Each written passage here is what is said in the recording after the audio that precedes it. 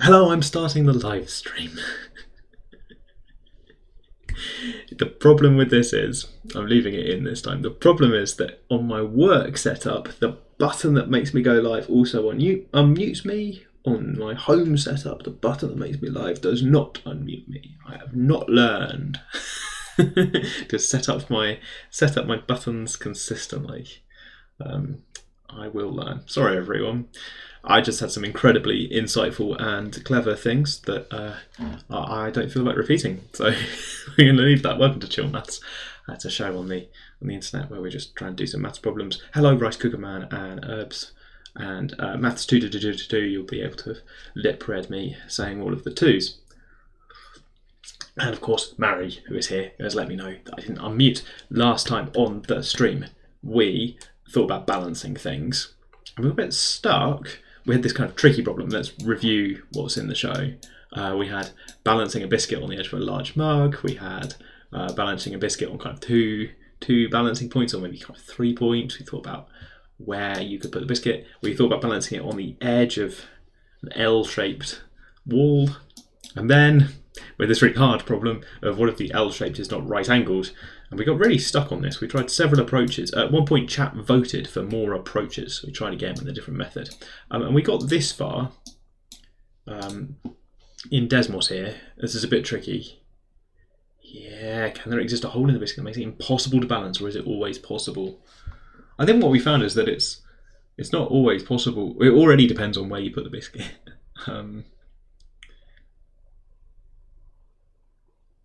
Maybe you mean for any possible thing you might try to balance it on, and then I suppose it's something like for every 3 points, the centre of mass is not within those 3 points, which sounds a bit unlikely, but I don't know if I can prove that. It's a good question. I've been distracted by this question in chat. Is there a shape of biscuit which doesn't balance on anything? Probably not. Probably not. Because then for any 3 points, if I make some sort of prong tripod sort of thing for holding it, for any 3 points, you want the centre of mass to be outside of that triangle. And if the centre of mass is outside that triangle, that means there's some more mass further away. So I should try looking over there to try and balance it. Feels impossible, but that's not a proof. Interesting. That'd be a fun shape to find, though. If that exists, it's fun, because you'd say, I've designed a shape that won't balance on any 3 points. It's always, the weight is always on the other side.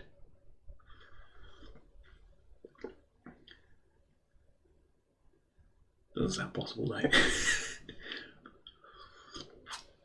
Near the centre of mass, you need nothing. Anyway, never mind. No, let's not do that one now. I was about to show you this horrible graph. Wow. A load of birds just flew past all at once. They're migrating, I think. We just had a lot of heavy rain, and I guess the birds hid from the rain, and now they're out again. I think they're starlings migrating across, but right past the window. Great fun. Right, here we had this diagram, which was quite complicated. Let's forget those for now. Let's turn everything off and turn it on slowly. We have in this picture what's supposed to be going on here. Oh my goodness, there's a lot of stuff in this picture. Let's turn off those intersection points as well. Oh my goodness. Right, so in this picture, we're supposed to have 2 walls for balancing. And the idea is that you then have some sort of circular biscuit that you're trying to balance. So as the middle of the biscuit, let's make that orange just for consistency. And actually I've decided this should be like this, but with less translucent, but less opaque. Like that. So that, yeah, now we've got nicer visuals. Nicer visuals. Which feels like sometimes it'll balance, sometimes it will not be balanced because it's not even touching the other wall.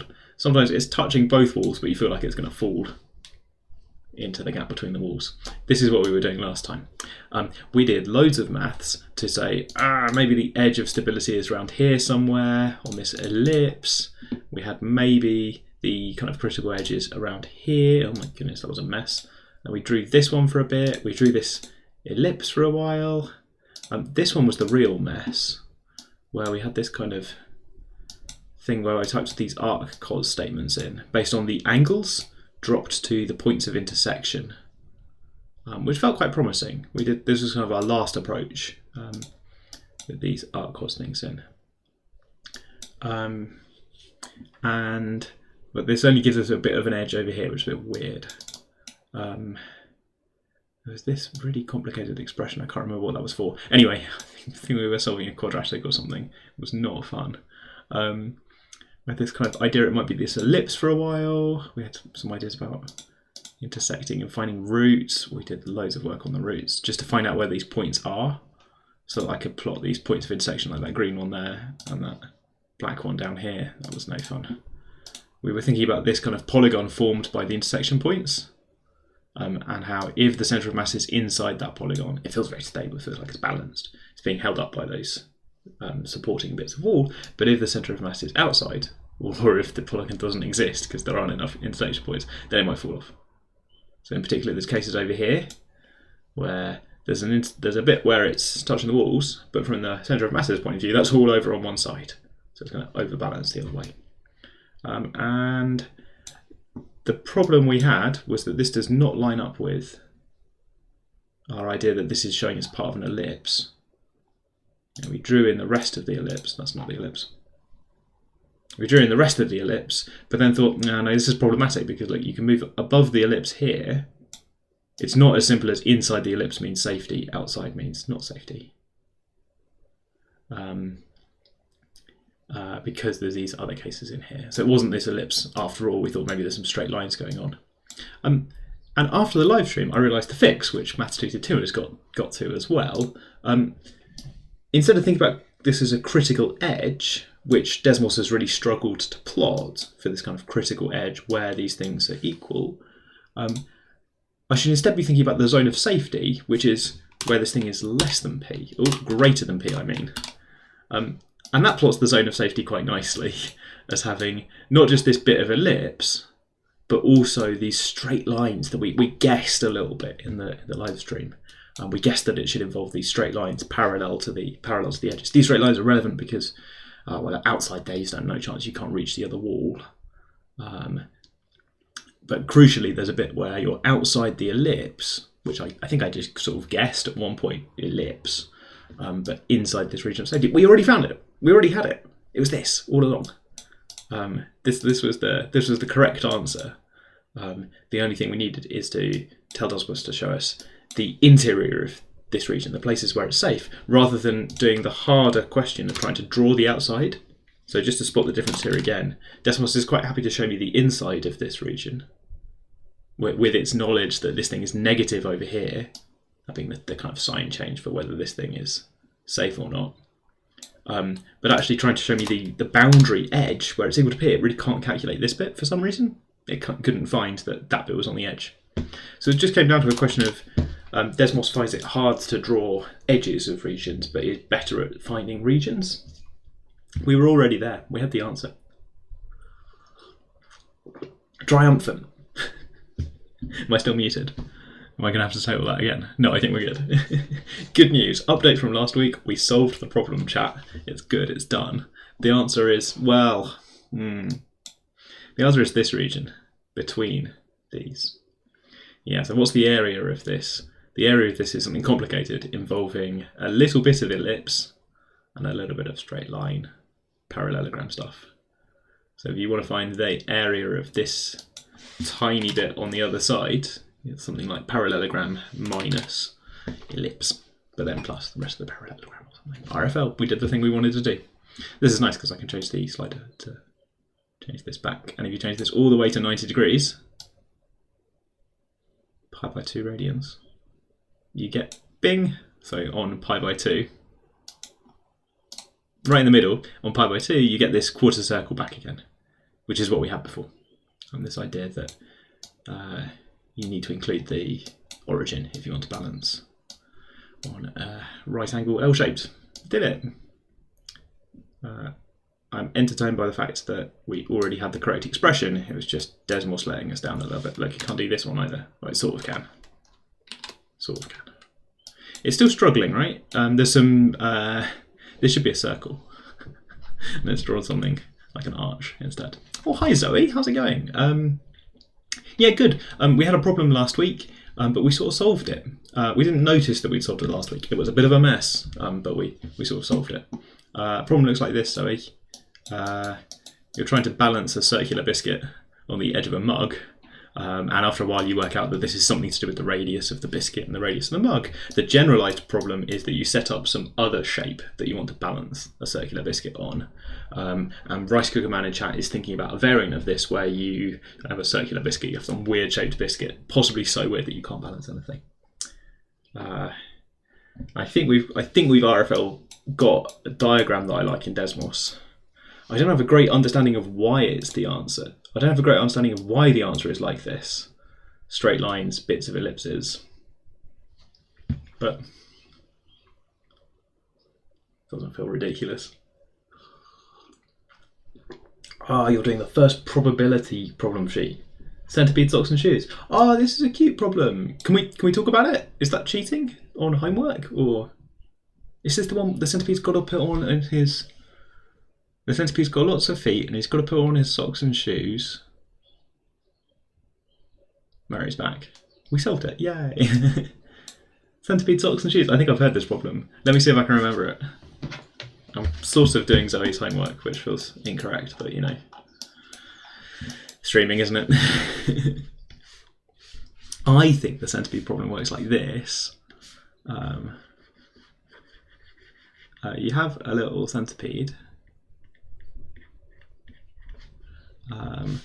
And he's got lots of legs. I can't remember how many he has. And he owns lots of socks and lots of... Oh, she's called Celia. Oh, sorry, okay. I've incorrectly gendered. Or perhaps, yeah, whoops. Okay, Celia on the problem sheet. Celia the centipede. And they have lots of socks. It's too late now, James. You can't say they now, just after you've discovered you got it wrong. Lots of socks and shoes. Oh, they've got quite sporty shoes here. Times lots. I can't remember what you're supposed... Well, there's some restriction, right? The centipede has to put on lots of shoes and lots of socks. They have like 2n feet. N is possibly 50, but... Ooh. Is the rule that they have to put on... So they have 2n socks and they have 2n shoes. And the rule is something like they have to put all their shoes and socks on, but for each foot you must put on the sock on before the shoe. How many ways are there to put on all of the 2n things?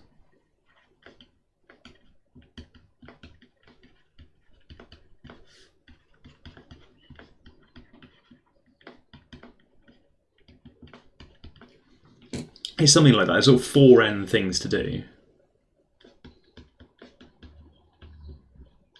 Zoe, you can correct me in the chat. I'd actually sort of prefer it if this is not precisely your homework question. Yeah, okay. Never mind. This is your homework question. I heard about this because... Does centipedes have tails? They sort of are tails, aren't they? I'm going to give it a little tail. Feels wrong.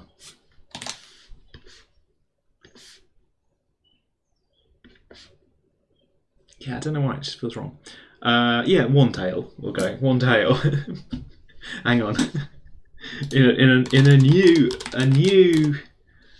attempt at art stream, I've looked up what a centipede looks like. Oh my goodness. I'm regretting this Google search. Wow. Let's put 2 on for now and call it a day. Wow. Goodbye to that Google search. Woof. Turns out, chat, they are all tail, and yet they also have tails. Those little grabbing bits. Oh, crikey. Right, okay. Well, that was unpleasant. Oh. Okay, we've got 4n jobs to do. You've got to put on all your socks and all your shoes. So your kind of first guess is something like... Oh, we're in centipede colour for our first guess. Good. First guess is like 4n factorial, because you have 4n things to do. And you can shuffle the 4n tasks.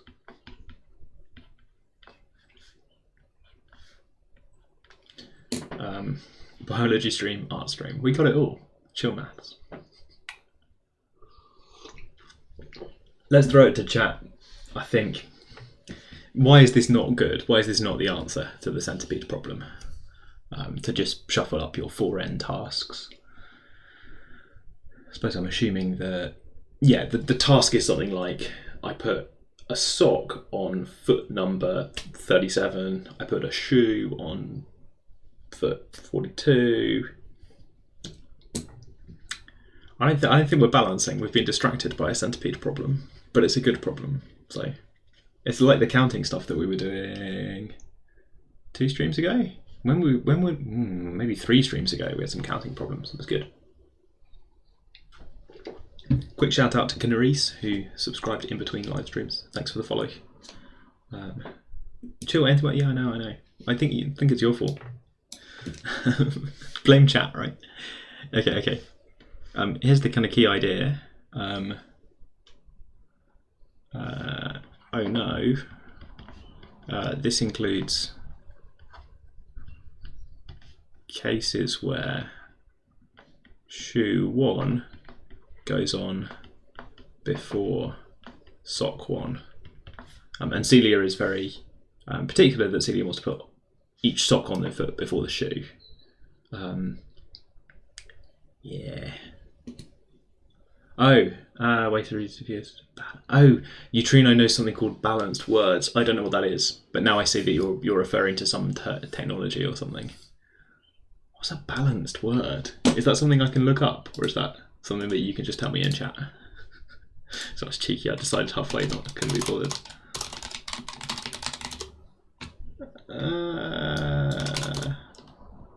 Nope. Yep. I don't know what that is.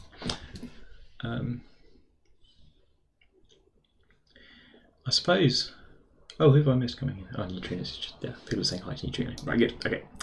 I suppose the good news is that you could say, okay, how many of these 4n factorial have got sock 1 before shoe 1, and how many have got shoe 1 before sock 1? And I suppose the good news is that you want it to be about half of them have got it in the right order just by random chance, right? Our 4n shuffling is just, I've got 4n tasks to do, go. About half the time you get the sock and shoe right. And you can make that precise, I think, to say, for each case where Celia gets sock 1 magically right before shoe 1, there's a matching kind of permutation where sock 1 and shoe 1 are switched. And that little permutation of just switching those two is in there somewhere. It's one of the permutations. But this is a way to pair up the permutations to say half the cases get it right.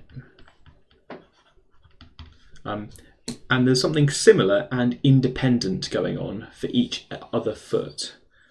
Similar in that you can do a swapping pairing, and independent because once you've resolved the sock 1, shoe 1 switch, but it hasn't said anything about sock 2, shoe 2, all of the ones with each of those either way round are still in there in your big 4n factorial over 2 collection of permutations. This is kind of correcting for overcounting. And we're correcting for overcounting for 2n different reasons. Then correct. There's a different approach to this entirely. Oops. Correct for overcounting. On foot 2, foot 3, foot 4, up to foot 2n. So that gives me my answer, my new answer after all this double counting. Excuse me, this pen has got a bit funny. New answer, there we go. 4n factorial or something divided by 2 to the power of 2n. Gosh, I don't know if that's a large number or not. I think it probably is a large number. There's loads of ways to put all your shoes and socks on if you're a centipede.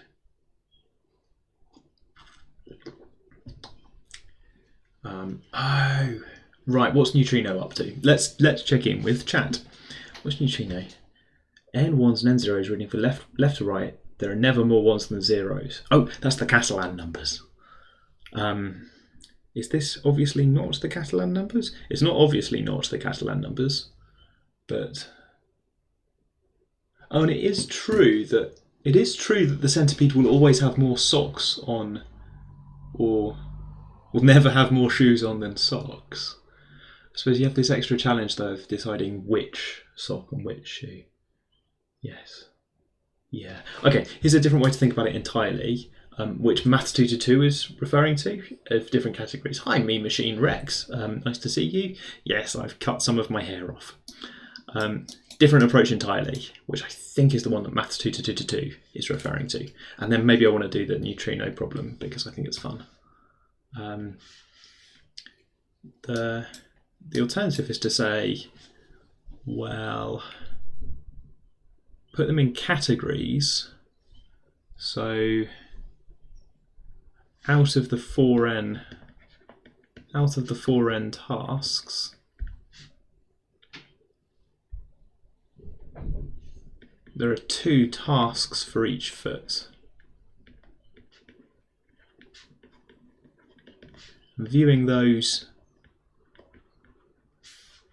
so I guess first, something like give them colours or give them categories. I like colours, I think. First, assign a colour to each foot or something.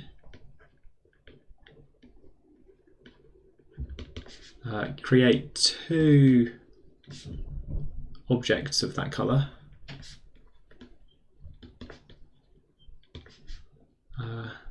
I've gone for both spellings of colour.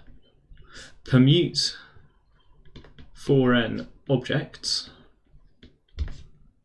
allowing for repeated colour. And then the sequence tells you which foot to work with.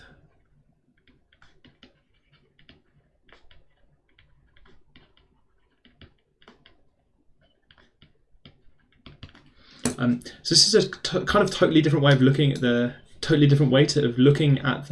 problem. To say these 4n tasks, where if you try just permuting them, then you get some of them in the wrong order because they're not independent objects at all. These 4n tasks are really 2n subtasks. For each foot, you need to do this, then that. And the centipede really is just choosing out of the 2n kind of feet, the 2n subtasks, which one to make progress on next. And when they decide to make some progress on a foot, there's only one way to do that. They have to put the next thing on, sock or shoe. So if you take a kind of winning sequence of operations and just look at which foot is being worked on, then you will get a sequence that has somewhere in there 2 instructions to look at the foot number 1, somewhere in there 2 instructions to look at foot number 2, 2 instructions to look at foot number 3, and 2 instructions to look at foot number 4, if there are 4 feet. I've got bored. And in each case, the first time you see work on foot 1, you know that has to mean put the socks on. And the second time you see an instruction to work on foot number 4, that means put the shoes on, because within that category it's fixed. That way of thinking generalizes nicely if you have lots of these independent tasks with kind of subtasks in them, and you want to permute these, but within the category you have a fixed order. I suppose it's the fact that the socks have to come before the shoes means that there's a sequence there, which means that we shouldn't be permuting those things. We should consider those not able to permute. 2 objects, fine. 2 objects for 2 things that are happening, but I'm not interested in permuting them because I want to put the socks on before the shoes. So maybe there's generalizations to this problem to think about if you're interested in that, where I mean, the obvious one is that the centipede has, I don't know, those kind of pool shoe things. When you go to a swimming pool and you have to put like the things on the underneath of your shoes, they're getting ready to go in a swimming pool wearing all their shoes, I guess, which gives them then 3n. 6n?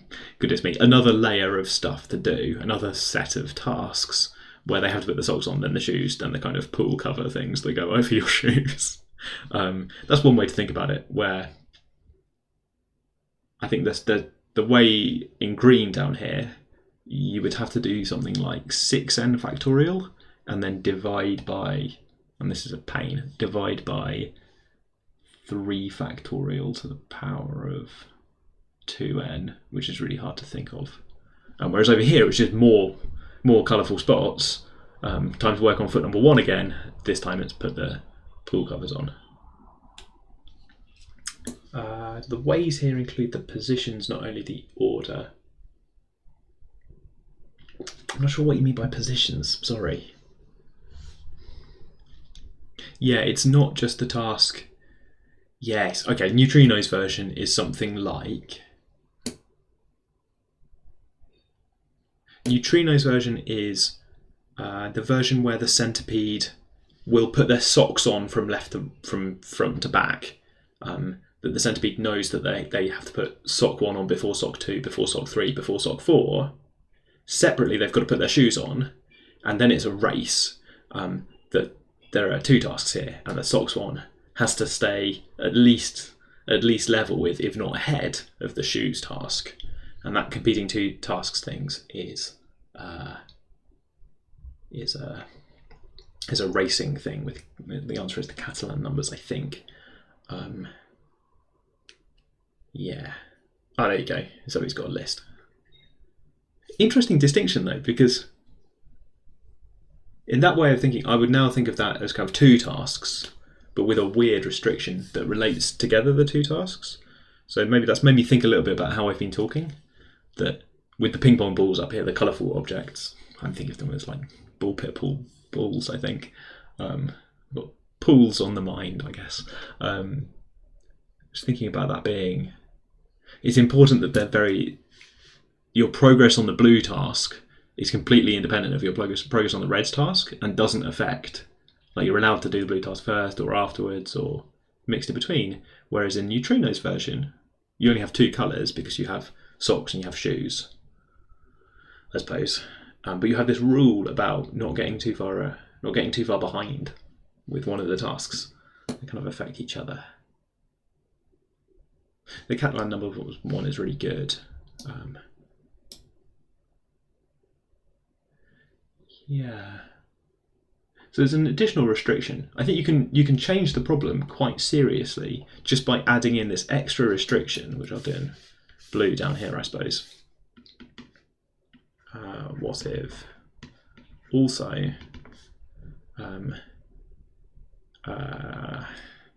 socks go on in order?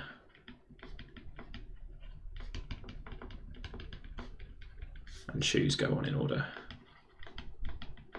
So now I've decided what order my socks go on, and I've decided what order my shoes go on.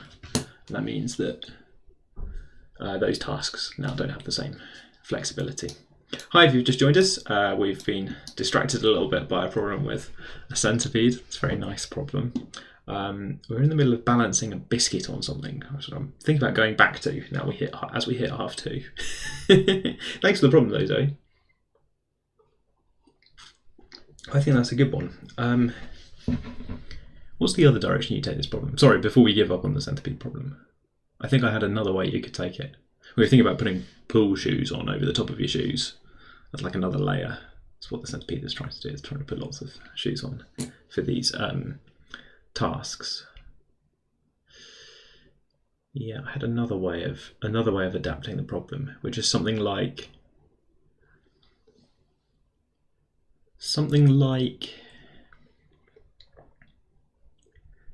the centipede has got lots of tasks to do, which have subtasks, but they don't affect each other.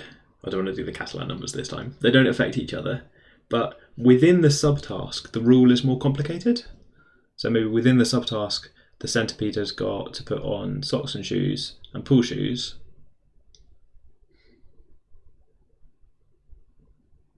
And I want something where there's a sub rule, but not entirely specified what's going on there, to make it a little bit jazzy, right? Make it a little bit jazzy so something like task A, task B, task C, where task A has to happen before task B, and I don't care about task C. It could go whenever. That's a bit more jazzy, isn't it? Because then there's, within the subtask, you've got to think about which things are permitted and which things are not. Yeah, so it's like put your socks on, put your shoes on, put a temporary tattoo on your knee, like something separate. Yeah, it's that, I think. It's like sock, shoe, temporary tattoo of a butterfly.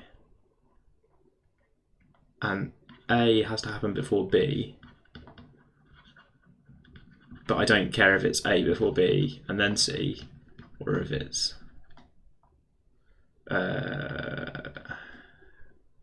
one of these three possibilities.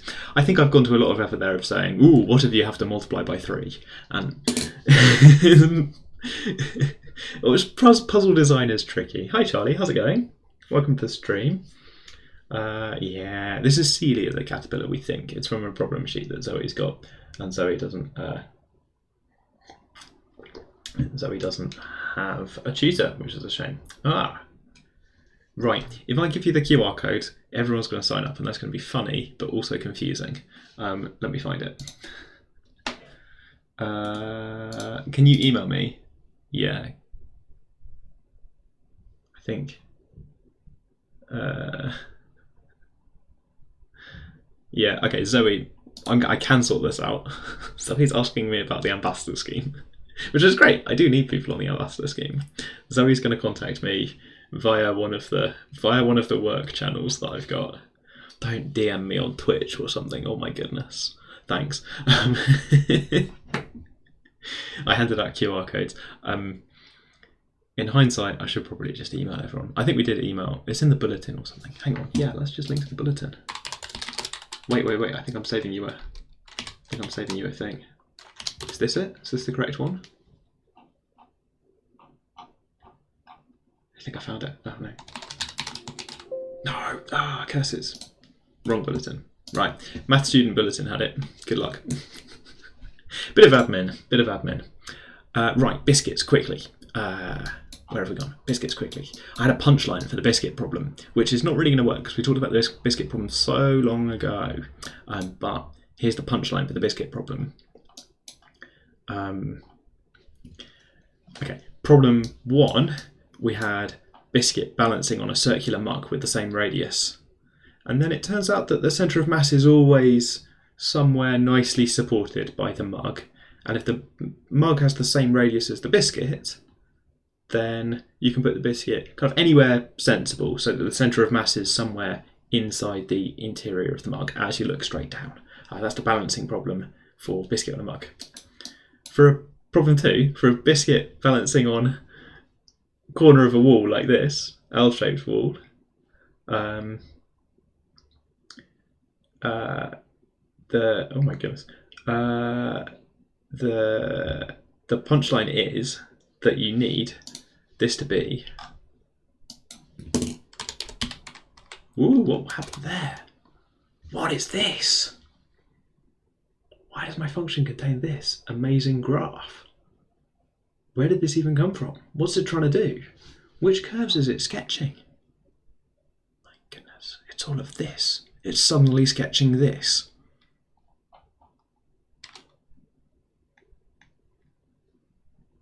I think I've annoyed it. I think it's now unhappy.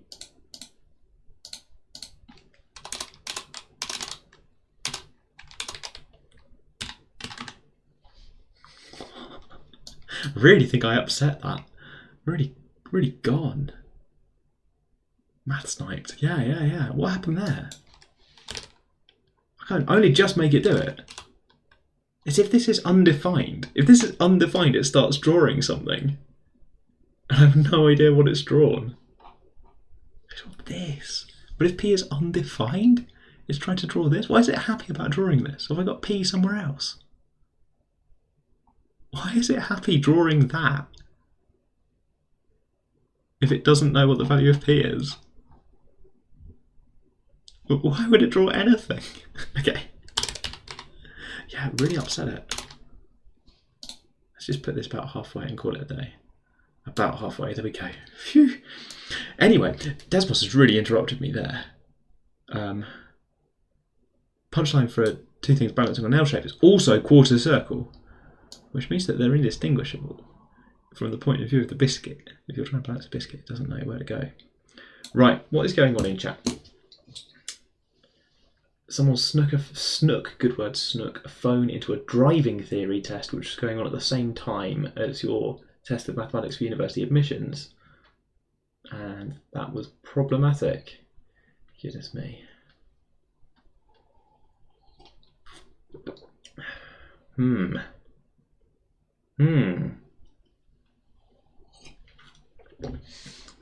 Sorry to hear that. That's not fun. Right. Okay. Biscuit balancing. I think that's all I've got on biscuit balancing, other than the kind of hard question about what about arbitrary shapes? Arbitrary shapes. So arbitrary shapes. And what about arbitrary things to balance on? So in general, if you have some sort of weird shape of object. Oh, horrible colour, sorry, avert your eyes. Weird shape of object, and you're balancing it on some weird collection of, I don't know, maybe some small square or something. What's the answer? Where do you balance it? You want the centre of mass to be supported by at least 3 other points around it that are on the boundary, but where are they going to be? Yes, Charlie, that's my plan for the next bit. I think I'm transitioning to that because come on. Okay, general problem. If anybody wants an EPQ topic or like some really tricky homework, balancing arbitrary objects such that the intersection between the two objects contains the centre of mass. Horrible. Right, yeah, I'm excited by this news. So my main plan for today, having finished off the biscuit problem, and also nice sidetrack with the centipede problem, Desmos has got complex numbers now. I'm so excited. Just to catch people up on this, we've done loads of nonsense with Desmos. Some of it I think might be easier with complex numbers, and they've added this button here in the settings, complex number mode. I'm so excited. It lets you drag them around to have this thing, which you just type as like in the normal way that you would for a complex number, and then you can do calculations on them. It's going to be so good. Let's go, Desmos. Complex genes. I don't know if 3D's got complex numbers. That's a good question. Let's try and find out. What would this even mean? Add slider I is what I don't want. Oh, it does. It does have complex number mode. It hasn't worked. It's gone. Where's it gone? It's not showing me my point. My point too far away? Okay, 3D complex numbers, we'll come back to that. Normal complex numbers, here we go. Complex jumpers. It doesn't quite work, does it? Let's do the fun now. Okay, yeah, neutrinos got it, good. Complex numbers is going to be so big for Desmos. Let's go. So, for example, you can do this to show people what the square of a complex number looks like. And that's already a fun demo where you can say, well, look, it moves around as you move the number. And then you can talk about maybe the unit circle, which is already easy to draw in Desmos, because already easy to draw in Desmos, you just type r equals 1 because it knows about polar coordinates as well. And you can then talk about how if you're inside the circle, it goes inwards. If you're on the circle, it ends up on the circle. If you're outside, oh, something's going on there to do with where it's going. You can play games where you like drag it round and it goes round twice, because of course it does. Points with complex coordinates and not supported. Why is there a switch for it then? Oh. But there's already so much stuff that I can see doing and just try to click on the circle like it's object. So you could do a sort of sequence of these things. Let's talk about higher powers. So what do I want here? Sort of 100 of these. And then at the moment you can't really see anything, but if I bring them back round, you can see these kind of powers of this point. If I bring it in, they spiral inwards. And I think that's so easy to do now, to demonstrate this kind of like a geometric series of complex numbers. I've got a starting number. I guess my ratio here is the same in each case, but yeah, pretty close to being a general geometric series with complex numbers. And of course, you can already see it's doing fun spiral stuff, right? To do with, well, no spoilers, but if I line it up about here, then you get this nice spiral that's clearly got, don't say clearly got, has maybe got 9 arms. And you think, why is that? Why has it got 9? It's so good. Yes, Hyrule. Why has it got 9 arms? Can I get it to have other numbers of arms as a spiral? Probably. So this is breaking. Where do I want this? It also supports, of course, complex number expressions like this. So you can pass complex numbers into exponentials, which is of course what I want to do. So if I go to this slider for my angle, then and it'll drag in a semicircle. I've wanted that for so long. Semicircular drag. It's got fixed. So I'm moving my mouse. You can't quite see, but you can see the cursor. I'm moving my mouse. And this has been so hard to try and fake in Desmos for a long time. I'm moving my mouse, and it's moving the red point to follow, but going around the semicircle. Can it come around this side? Yes, it can. Oh, that's so good. So it's normalized. It's taking the movement of my cursor, but because this has got a fixed magnitude, it's normalized it. So there's a different sort of user input, right? And before we've had sliders where you have things like this, which go no, points with complex coordinates not supported. Yeah, I've reused the letter A. That's so like me. We've had these kind of left-right sliders, and you can also do vertical sliders, which is nice. But sometimes you do want to change an angle or something. And having a drag thing to change the angle is just really nice. I mean, just on the biscuit balancer or something, I've got this horrible left-right slider thing. What I want is a point up here somewhere that I can drag to open this. And I can just do that now by having something like 2x by p or something. Complex number mode. So that doesn't break anything else. And now I just get this slider that moves. But naturally, it's normalized, so it feels like I'm grabbing an actual point on that line that moves the line around, because it's normalized and it's changing the angle. This is just the correct input for angles, is to do something like this. It's showing me a left-right thing, but it's really doing an angle thing going on. So that's a game changer for like input stuff. I've wanted that for so long. Brilliant. Okay. And of course you can animate stuff, right? So where this is going is that we're going to put this in. We're going to give it a range for the animation. There's the geometric series, beautiful. Set that to 1, nice and slow. And then just go and see what happens. There you go. Spirals. Math 222 has got something else. Oh yeah, the James Bond spiral. The James Bond spiral is... it's like looking down the rifle of a gun or something. And he's there going... in the middle. you know the scene. You don't need me to act it out. The rifling on there has got some number to it, depending on how gun barrels work. But yeah, you could try and achieve that effect. And by the way, have you noticed the spiral on the screen? I've used this demo before with people, and it took a load of effort to try and make this in any other software. Whereas here in Desmos, it's like, is it even 3 lines? It's kind of 3 lines. I could compress the first and third and just have the slider and the numbers going on in there. If I take this bit, copy paste it in here, it's 2 lines. It just does it. It's so good. It's like you could obviously do this in sort of Python or even MATLAB, but yeah. What's Math 222 made? Math 222's had to go at some Fibonacci stuff. That is a nice plot. I don't entirely know what you've done. This is about to get around to 2π, so we'll pause there. Spirals are so good, yeah. It is hypnotic, right? It's really good. I love this demo. I've used it for several different things. You can maybe have ideas about why is it doing 6 here? Why is it doing 4 here? How do I know to put it here to do 3? Why is it 3 not 6? How do I know to put it roughly here? So like here for 5? Oh, I've missed. There's 5 then around here somewhere. There's 5. Okay. What calculation am I doing to work that out?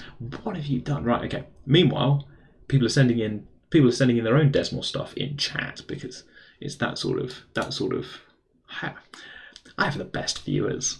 Whatever the adverts say, I have the best viewers. Look, so Math222 has sent in this, which is. Oh, is that on screen? Yes, it is. You've given it the Binet formula sort of thing for the Fibonacci numbers.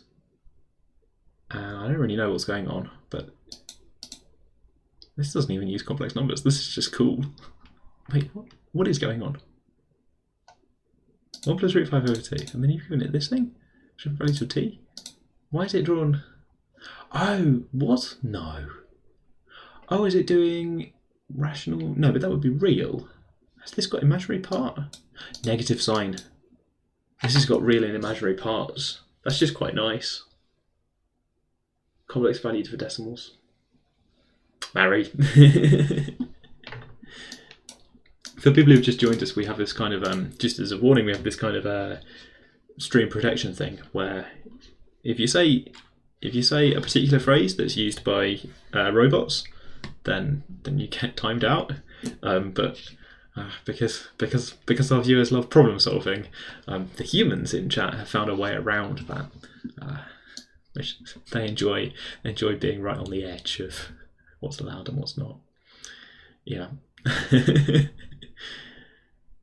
Finding the critical boundary, right? Finding the edge for where things are, so that the distinction between getting banned or not. Of course, it's much easier to find the region where you will get banned. Finding the actual critical edge is the tricky part. I think this is more impressive. It's already quite good, but I think it's even more impressive if I make the decay rate less and the number of points higher. But there is so there's a real relationship, by the way, between, I'm not sure I understand, between this rate, which is something like how frequently the dots are appearing as you go in. Not this dot to that dot, though, it's this dot to that dot. So that to the power of 9 or 11 or whatever. Where am I? 1, 2, 3, 4, 5, 6, 7, 8, 9, 10. 1, 2, 3, 4, 5, 6, 7, 8, 9, 10. Cool.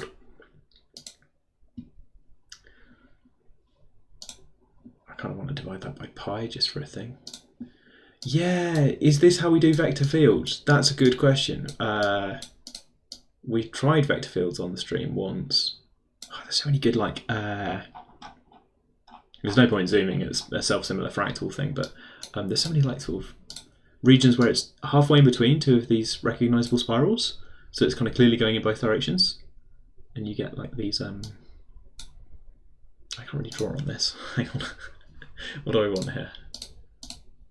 Okay, so is this a sort of clockwise spiral or an anti-clockwise spiral? I think it's kind of both. There, that seems perfect.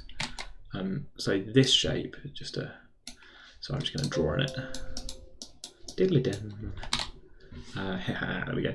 Okay, this shape is nice because, like a kind of pine cone or something, it's got these kind of curves going this way. But it's also got these spirals going this way. And they're both kind of visible, like a pine cone. If you look at a pine cone, it's got curves going in like this. Well, you can draw the spirals in either direction because it doesn't really have a direct direction. Oh, you can put infinity in integrals now. Could you not do that before? Cool, worth a go. Right, let's see if we can do vector fields. I agree, that's worth thinking about. Lose this, lose this.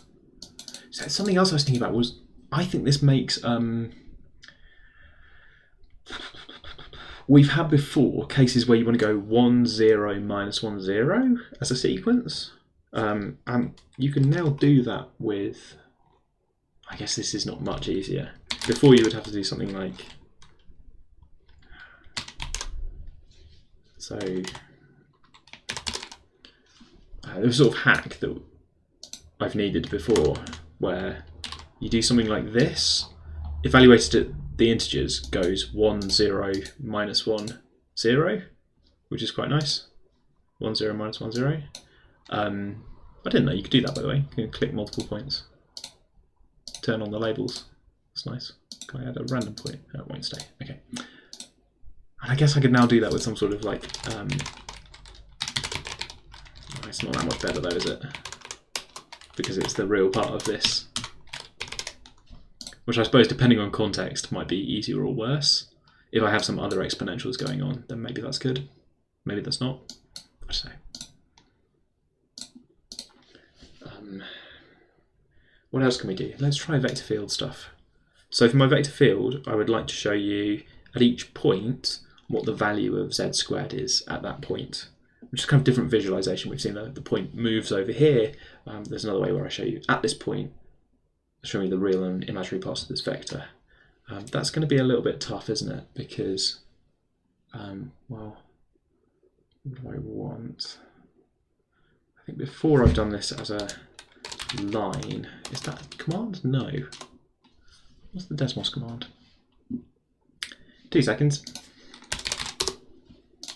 No, you need to give Google way more context about what's going on. Oh my goodness, no. Is there a line segment command? Really thought there was.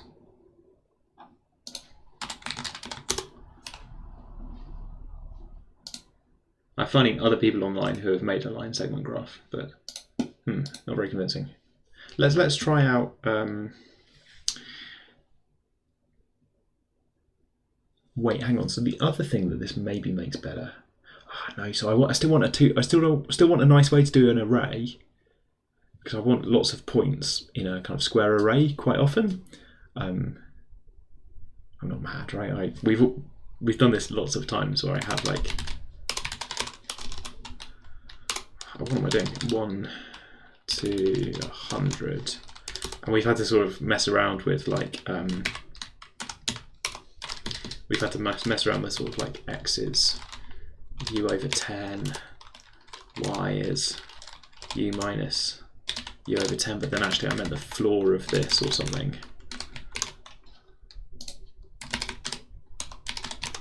Like times 10 or something, to get, oh gosh, loads of grids or something. And then to plot the list of points like this. I really thought that would work. Why has that not worked? Too many variables. We've done things like this before to try and get a list of points. Is that easier with complex numbers? Not sure. Well, can I have a list? So if I have a list of numbers, will it add them correctly?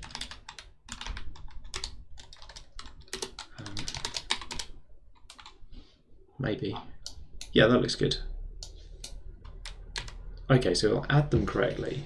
Maybe that helps me not have to bother with the 2 lists. The numbers now. Yeah, maybe this does help, because maybe I can just come up with a sequence of complex numbers in one line that space-filling curves its way through all of these points in a sensible manner. A plane constructed by 2 imaginary axes. Well, I don't know what you mean by 2 imaginary axes. Don't know what anything to do with 2 imaginary axes. So you're going to have to do some legwork to tell me what you mean. But if you're inventing something new, then there's essentially no rules. So have fun. I sort of can kind of guess that you're thinking about the Argand diagram having a real and imaginary axis.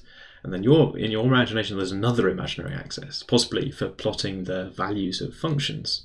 But the joy of the Argand diagram is that it's 2D and you can draw it. Also, it's going to be harder. We've talked about 4-dimensional things before. So I think the complex numbers. Yeah, no. Yeah, messing around is good. Messing around is the name of the game, right? That's why we're here.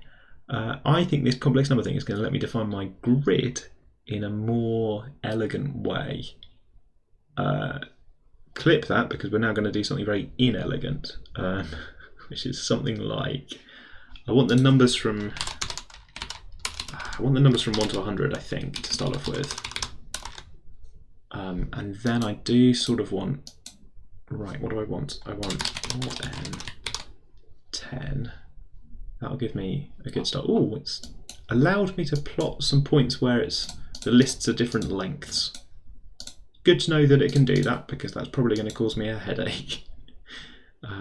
What do I want here? I want n minus mod n 10, but divided by 10. Okay, there's my grid in the standard way where I should have zero indexed. Zero indexing for the win.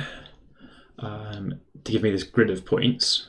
Not too bad. This is what because I can write this now instead of writing out AB, which is not much better, but the advantage, I suppose, is that I can move this in here, move this in here, and then possibly, so I can get rid of those and do it in one line. I don't know if I could do that before. Maybe I could. Yeah. Maybe I could do that before. Okay, but advantage of doing it this way is that now maybe I can simplify things down a little bit.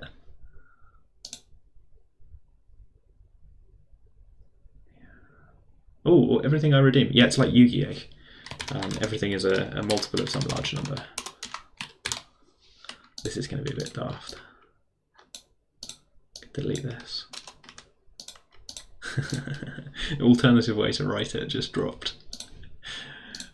This is going to let us write code that is very hard to read. Excellent. You can merge the mod stuff together into one term. I don't think this is good, but hey, it's given me a grid. So these are my points X or something. Oh no, I should give them a proper name, like U.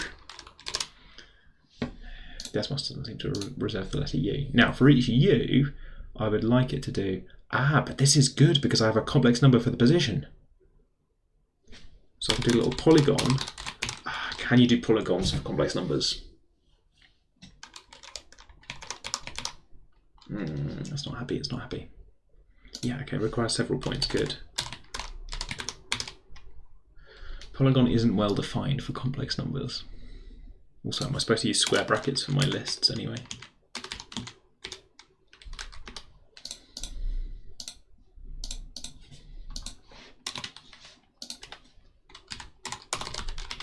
Okay, polygon doesn't seem to work nicely with these complex numbers. I maybe need to pass this through real and imaginary parts as well.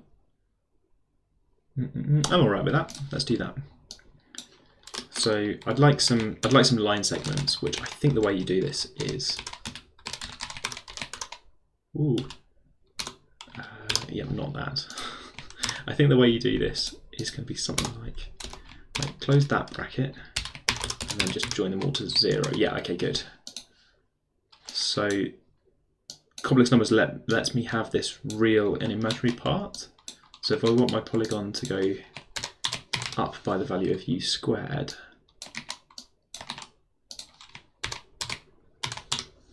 okay, this is good. Doesn't look good, does it? But because you could actually define a function here, x squared, but don't show me. Just go f of u in here. For like I'm adding on a little bit, so it lets me do that displacement for the value to get that back. Then make that really small. Okay, so this is annoying because the values of x squared are pretty large, but maybe you can see that these are supposed to be a little bit like arrows or something. Zooming helps. The point that's over here has square, which relative to that origin would look like this. I've had to put a 0.1 in to make the things shorter. Thanks for the redeem. There we go, that's a bit better, there we go. Okay, there's our squaring. That's not bad at all. In fact, we could even do some sort of shift here, couldn't we? And shifting's a bit easier now because I can just do -5i to bring it down over here.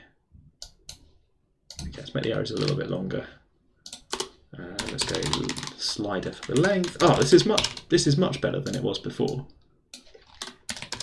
I think the mathematics is actually quite similar, but ooh, it's drawing a parabola. That's fun. The mathematics is quite similar.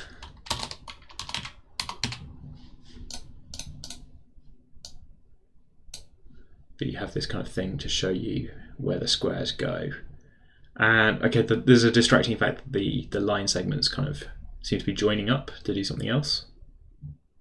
But there we are. Hairy square. Thanks, Zoe, for that great contribution.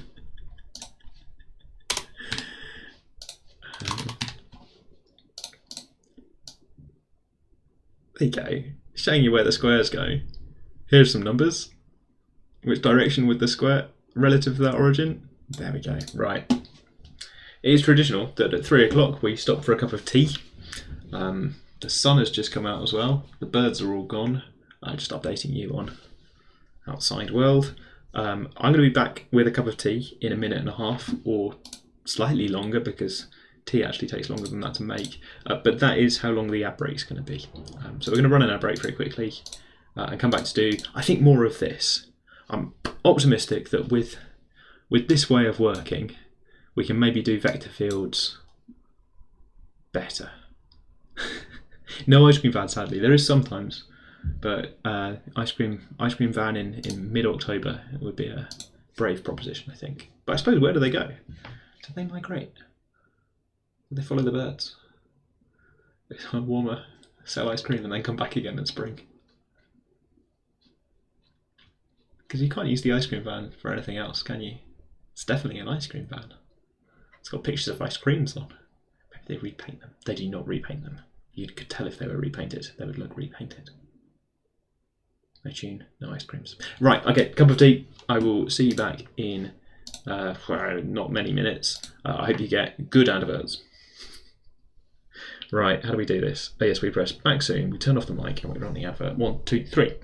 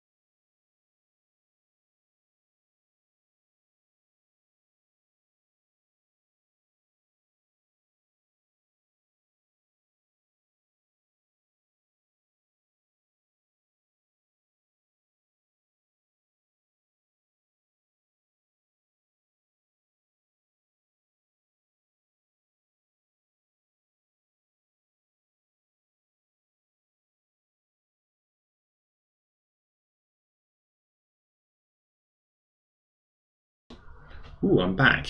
How are the adverts? 4 adverts for Murray this time. And, yes. An advert for gold for Herb. That's a pretty good advert, isn't it?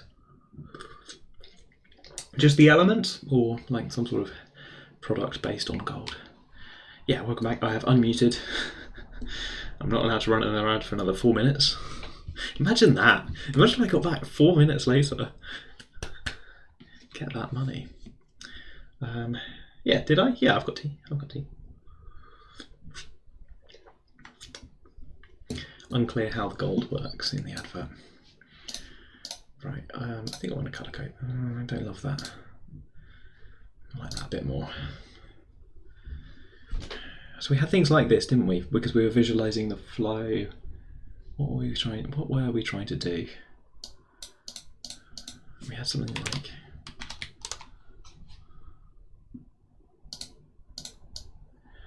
some fluid dynamics thing where we wanted to visualise the vectors. Oh, you can just do them as complex numbers now, which is kind of powerful. So you can do sort of, this will blow up, but over x, can I call it f of z? Because that'll be fun. Yeah, and that's not really worked.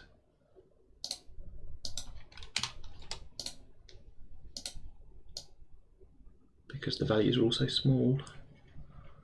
How much do I believe this? Not a lot.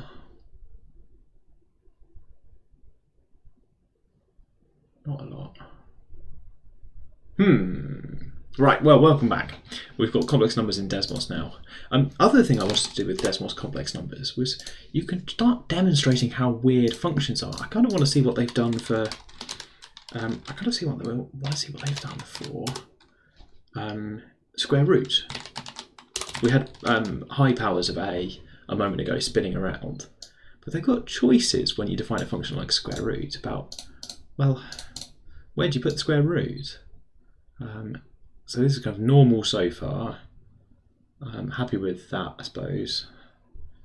The magnitude of square root is not controversial. It should be the square root of the magnitude of the original complex number. The angle is the tricky bit, because usually they do something, yeah, there. I don't know if you saw that happen, but that was kind of to be expected, I think. That they've defined their square roots to always lie in the right half plane, and this blue dot's always over there. Can I make that larger? Yes, I can. The square root's always over there. It's a bit like how you've got well, when you're working with real numbers. There it goes. This is kind of fun, right? But I can have if I set this slider back to just being a real number. Oh, whoops, what have I done? Complex number, whoops. If you bring this down here, it then goes up this axis, and then you go down. So it's really not defined to the square root of negative numbers at all, because it'll be one of these or the other. So this is the kind of problem that you get, this thing that as you move along this line, you get either that one or that one. And if you had been more happy with the idea that there are 2 square roots of any number, which is not quite true. Square root, if you want square root to be a function, then this doesn't really get out of the problem. But if you prefer, then what's really going on is this, where this one behaves a bit like you would expect. Those blue dots move continuously without jumping around. But it's good that they're interchangeable, isn't it? It's like we're back to permuting pairs of objects again. I don't know if you can see that happening, but as you move this point around, the square roots swap. And this is maybe a healthy way of thinking about the square roots of a complex number, that there are sort of 2 possibilities. You can never really be sure up to a plus or minus sign, but it's going to lead you to weirdness. Okay, so that's a decision that you can make. If you like having sort of 6 having 2 square roots, then you'll love -6 having 2 square roots, I suppose. It's showing the blue points here, I suppose, are showing the numbers which square to the red number. There are two of them. There are two solutions to that quadratic equation. But as you move around, they don't behave how you might guess. They interchange. Going around twice gets you back where you started, but going around once is weird. That's what people say about spin sometimes. I love how easy it is to make these demos now, where you can just move around this point in 2D and do the square roots properly. Because if I wanted to do this before, I'd have to type in some nonsense that was equivalent to the square root of two numbers, the real and imaginary parts, right? You could do this kind of slider thing where I move this thing, and then there are some hideous expressions down here which kind of mean square roots, but no one would believe me. So no one would believe that they're anything to do with square root. It's quite powerful, I think, to have on screen square root minus square root. It's good. Desmos is good. It's got complex numbers now. Just love it. Hello, Fubblestream. How are you doing? Are you feeling better than you were last week? I'm quite tempted to try and move the red point between the blue points, but of course I can't because they're always closer to the origin, aren't they? Well, that's not true at all. That's just nonsense. They're not closer to the origin if I go between 1 and minus 1, where square roots have large magnitudes. Can I go through? Yes! Oh, I got through! Okay, brilliant, yes. Oh, okay. Sorry, I'm just doing some topology with square roots. Nice and lazy, aren't they? Good. Yeah, so if you want the nth roots, now we're really cooking. Should we do cube roots to start off with? Let's see if Desmos can do cube roots. I'm really not sure how it would do this. Well, let's just try typing a to the 1/3 and see what happens. That's had a go at it, hasn't it? Has it reset the size of that point? I think that might be on me. I might have deleted it.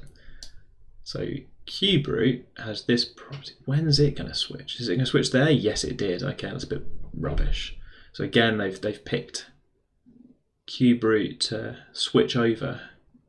I guess I can see why you do that. It makes it continuous, and that is the conventional thing to do, to have it jump when you go through the negative numbers. But still a little bit disappointing that, you know, fractional powers over here.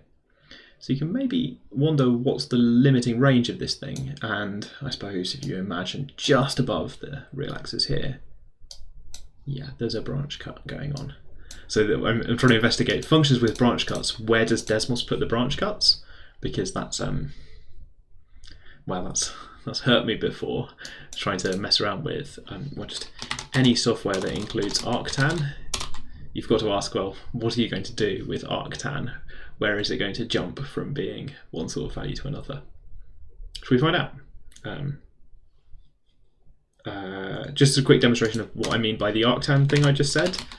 In the olden days, I'd have a slider like this, and I would type arctan C over B to try and extract the angle that we're working with, which goes up, and then goes negative around here somewhere, and then goes up smoothly to positive values, and then jumps back down to negative values over here. So it's sort of really well behaved everywhere except the y-axis, where I don't know if you can see that number switches from being about pi by 2 to minus pi by 2. So it's sort of defines angles as minus pi by 2 over here, pi over 2 over here, and it can't really tell. So because I'm doing this ratio, so I need something like a tan 2 or something. But I don't think Desmos does a tan 2. It does arctan of twice the number. Which language has a tan 2?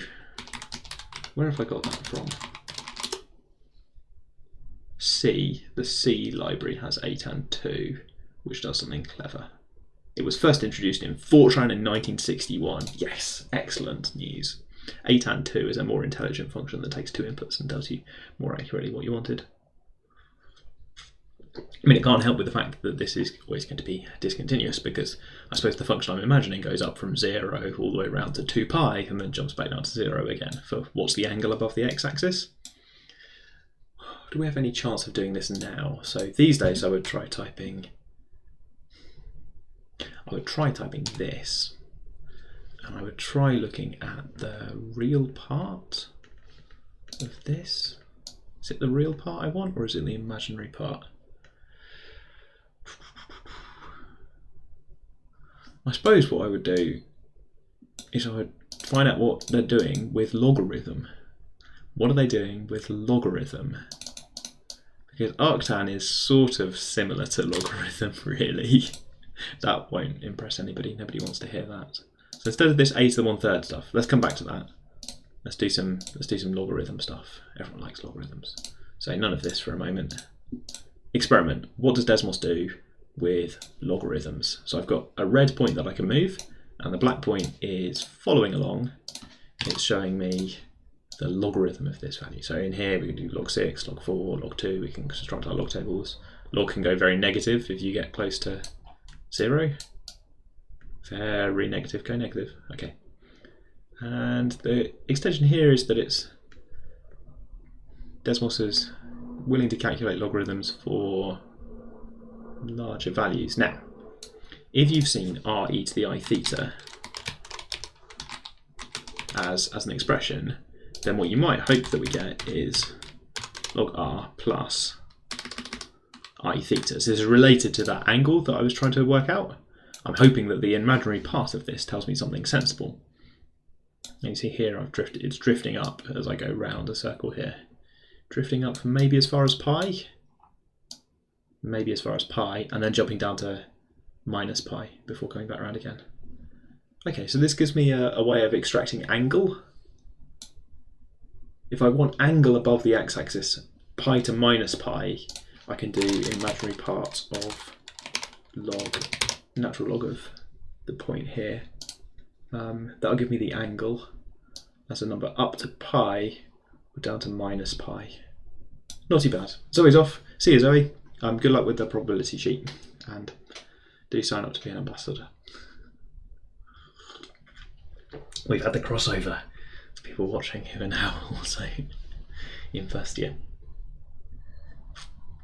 Right. Okay, what can I do with this? So the logarithm also has a branch cut on the negative integers, which makes me think that, you know, all of this stuff is going to have branch cuts on the negative real numbers. That's the sensible place to put a branch cut, I suppose.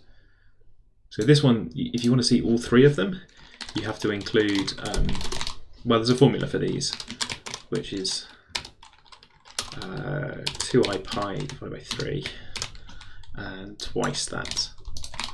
This comes from the fact that e to the 2i pi is another expression for 1, and when you do the cube root, you should divide the angle by 3. It's a terrible way of saying it. Let me try again. When you cube a number, you might get back to a, or you might get back to e to the 2i pi times that number. Yeah, you have a target angle, and you're looking for 3 theta to be equal to that angle, but up to factors of 2 pi, because this thing repeats, like sine and cosine repeat. You only ever get the angle up to a multiple of 2 pi. So if you want to solve the equation, 3 times the angle is supposed to be whatever the angle for a is, then there's 3 solutions to that. Yeah. So they divide the unit circle by, in this case, 3, but in general, n. And the nice thing that happens is, as you go round, they're sort of jumping. But if I make them all look the same, then we'll get that kind of illusion going again, where they'll look more like, yeah, that's good. Yeah, look more smoothly moving, which is nice. There we go. So if you go around 3 times, the one that you were originally following gets back around to the start. But along the way, each individual one doesn't have a smooth function for it, but there's this kind of multi-valued thing going on. So as I move this around, the numbers on the left are jumping around like mad, flipping minus signs backwards and forwards between them. So that top one is changing, that plus sign is changing to a minus sign, but just at the same moment, one of these minus signs is changing to a plus sign somewhere. Oh, the second one. Maybe. Maybe?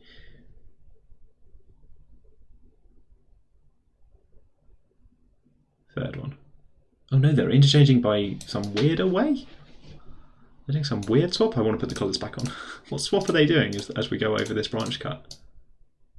Oh gosh, they're rotating. Oh, that sort of makes sense, because they can't actually go all the way around. They can only go 1/3 of the way around before they're actually kind of resetting. Yeah, they're each stuck in a particular domain. So the purple one has to go back over there.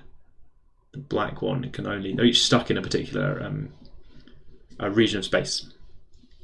Not a quadrant, but... what would it be instead of quadrant for 3? Like a triant? Is that a thing people say? Nope. That Google search should not get me anywhere good. I mean something like...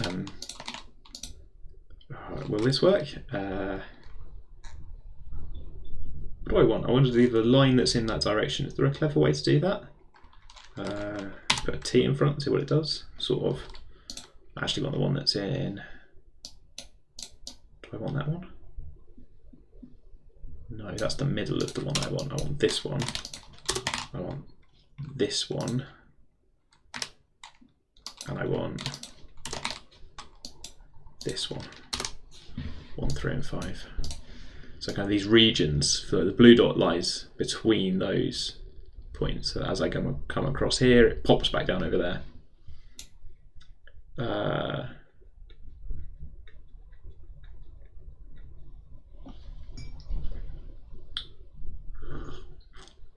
Would it be able to display the difference if you add 2n pi? Where do you want me to add the 2n pi?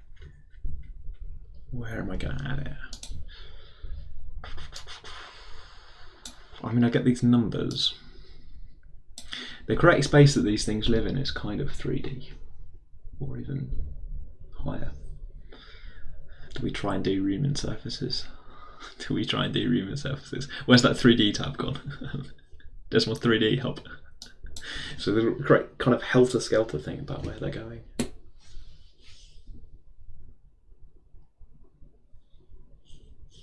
There's a really nice surface explorer that I made at one point. I say really nice, it was okay. Oh, right, do you want me to add it to the angle?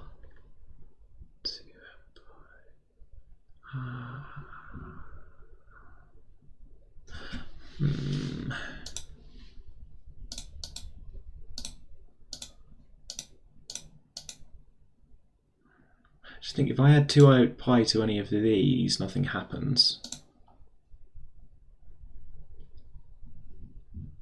Is that A? I haven't really got A written as an RE to the I theta kind of thing. Maybe I should.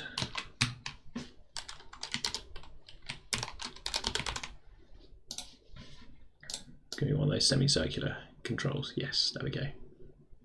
There we go.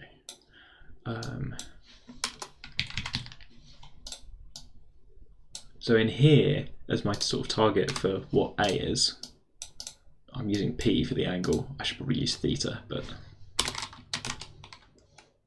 it's got feelings about theta.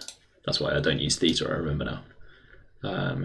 In here, I can add 2i pi in here, and not much changes. That's the same point that it was before I added this bit. And it's kind of, that's why I'm getting different cube roots in a way.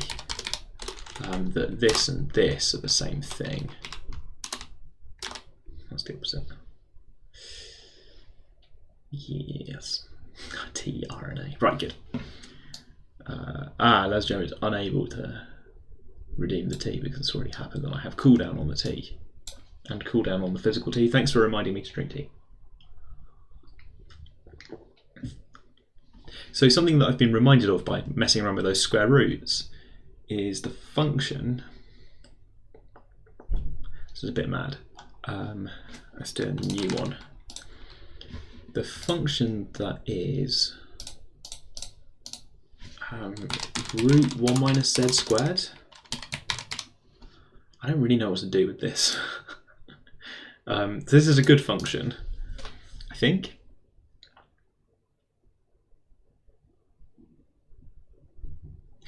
Yeah, this is a good function because it's got poles in, it's got zeros in 2 places. So what am I supposed to do? What was the question? The question was something like, when you integrate this, something weird happens? Yeah, we did this demo on something else once. Right. Can't do domain colouring. Can you make my hairy torus have some complex number part? Right, one of those streams. Oh, it's 3D. It's 3D. It's a hairy torus. Is this a torus where you've tried to comb the hair? What have you done? Ooh, triangle function. I didn't know about that. What's the triangle function doing? I'm doing a lot. You've got 400 points. You've got a grid going on for where they are, and then you've plotted points on here on the surface. Oh my goodness! How many arguments does triangle take? Oh, that's the first coordinate. That's the coordinates of the first point. So if I look straight down, is it a grid? Yeah. So then, where this thing's going? Can we play with projection? The hairs are all in the normal direction. Oh, do I believe you? Yeah, I think I believe you. So the thing that this could be a visualization for, if you want feedback notes, the thing this could be a visualization. Wait, the triangles have shading. Is this a special 3D command that I don't know about? Triangles get some sort of natural shading going on. So this could have been a demonstration of how to comb all of the hair on a torus. Something that you can't do for a sphere is to comb the sphere. But this way around, you can. Yeah, I like the normals though. It's quite hard to look at all of them at once. The triangles are weirdly flat. There we go, they're kind of this way round. It's all slightly at angles. Oh, it's weird. Are they on a square grid maybe? Yeah, they're on a square grid. Herbs torus. Cactus mug.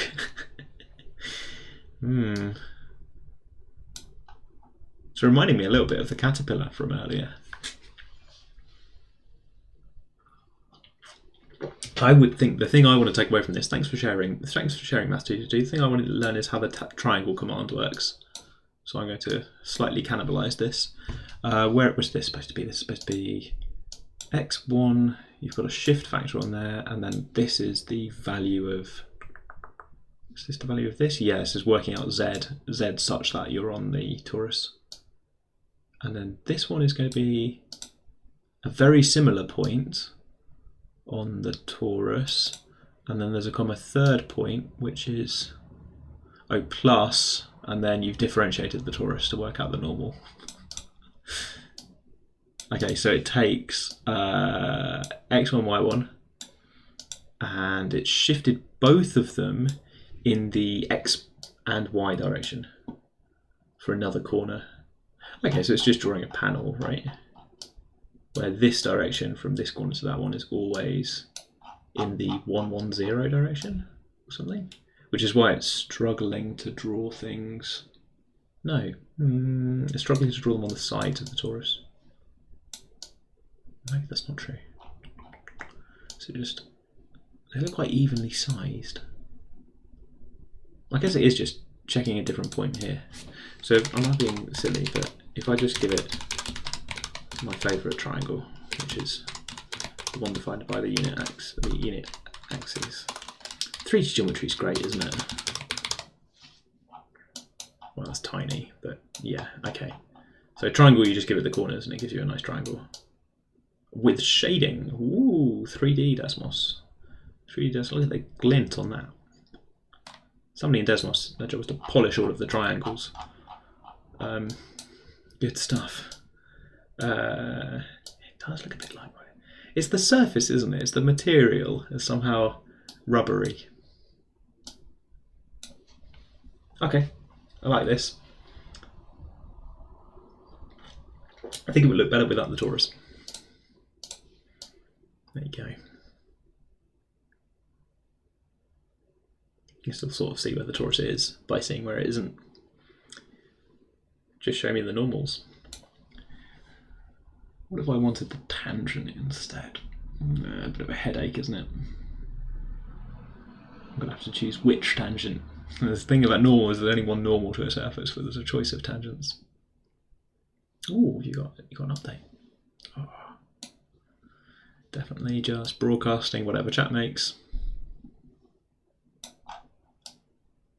Oh, you've put more triangles in. Oh, they're now a cute little tetrahedra. Adorable. 3D spikes. It's so cute. Those are lovely. The only way that it would be more adorable is if towards these points, if the tetrahedra could be larger base, they get narrow over here compared to. I guess that's showing you something about the torus. What would I do? What would I do? Oh, difficult, but yeah, you have this weird kind of distortion of the metric, right? That as you move this like little 0.3 step, that means different things in different places. You get different sizes of triangles.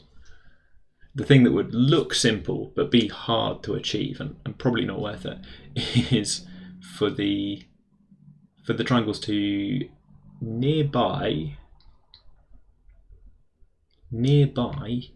take a little tangent plane, draw a little square, do a little square base pyramid.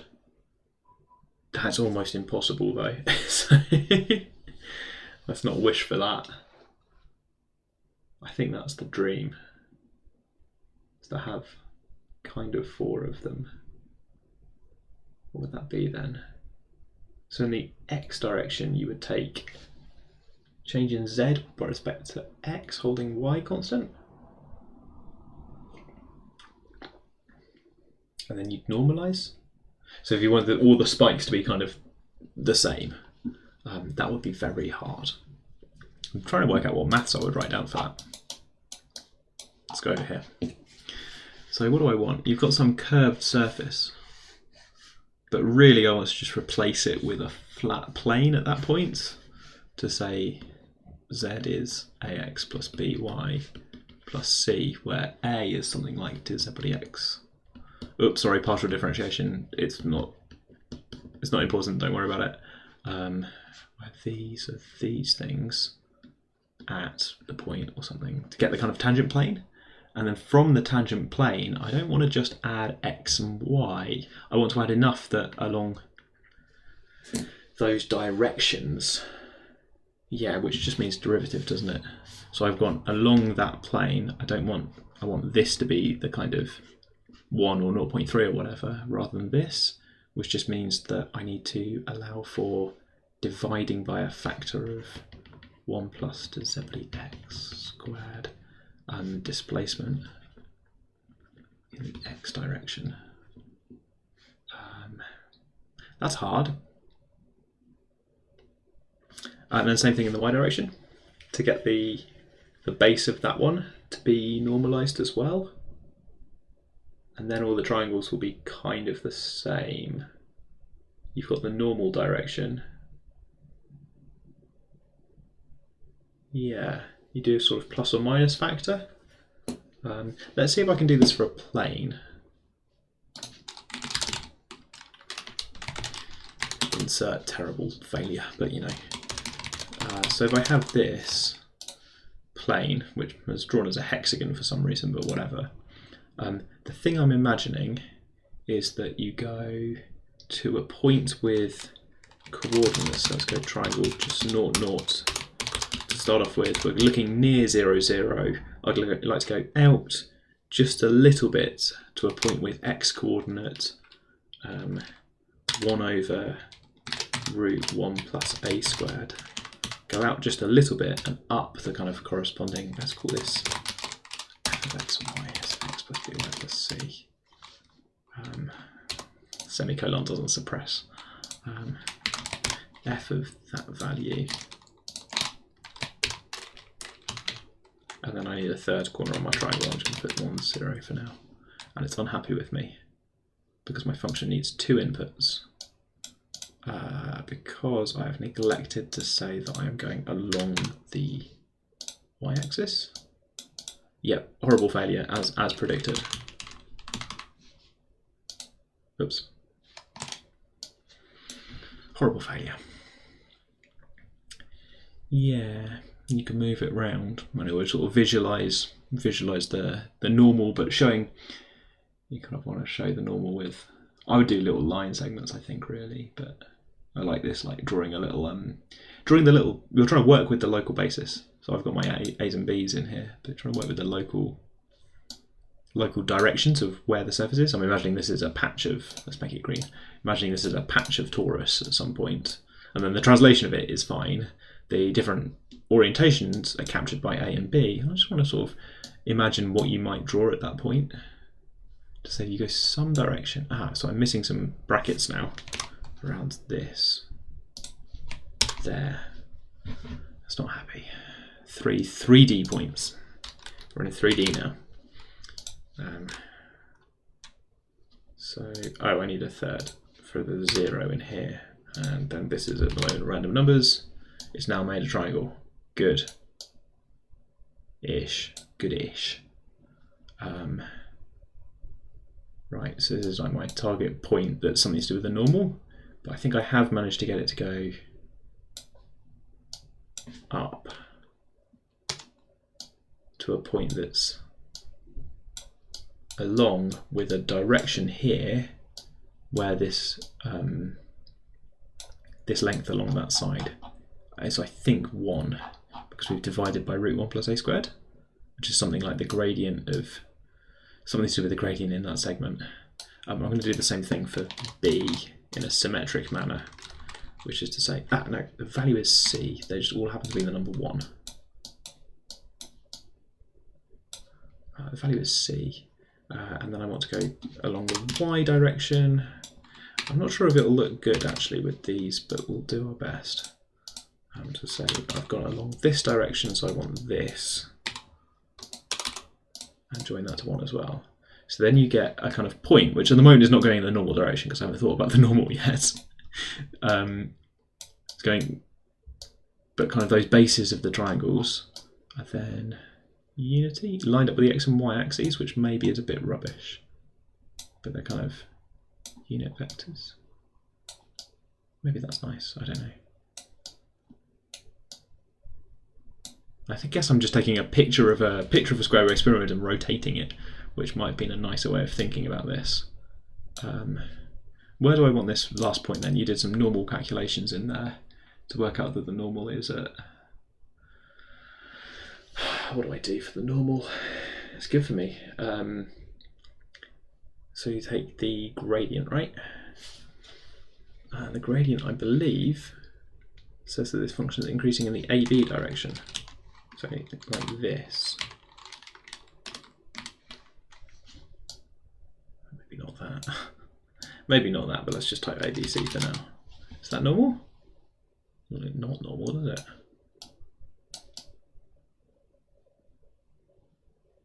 So right angle's there. I found a right angle briefly.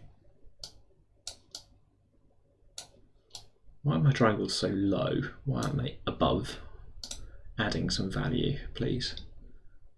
Because yes, I should be adding on here. Normal to a surface, fun.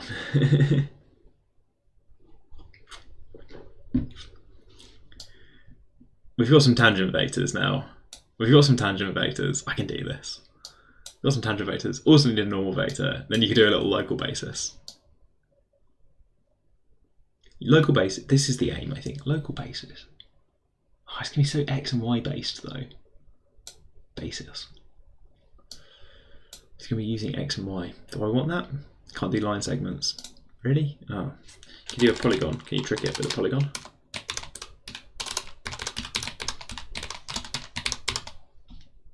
In 3D. Does that work? If I tricked it? It's not happy. Why is it not happy? This calculator does not support polygons. Try triangles instead. Can I do a line segment if I promised to come back to the original point and do a degenerate triangle? Will you let me have a line segment then? Not really, no. No, that has not given me a line segment, has it? From 0 to 1, 1, 1. I can't see it anyway. It would be a diagonal line coming out this way. If I give my triangle edges. Rubbish. No options at all. Right, Desmos 3D, still feature lacking. Yeah, embarrassingly, I'm blanking on gradients. I'm just going to join this to the origin again.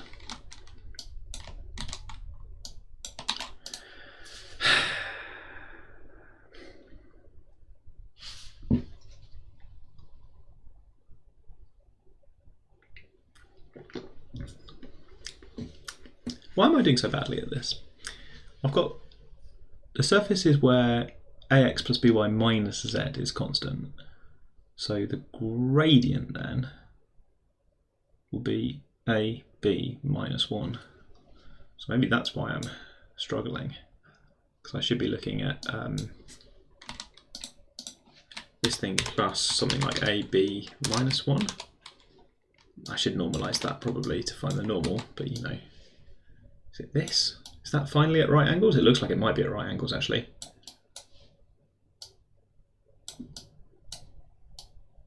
I think RFL, I think we may have something that's normal to the surface.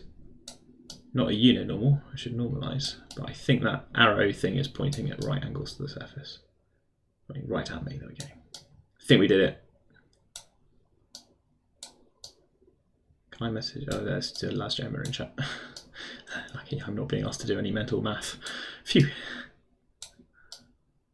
I think that's at right angles. Should we normalise it quickly? So let's be. Oh, I'm really blanked on that minus 1. But I think I've got there. Unit normal. Unit normal. There we go.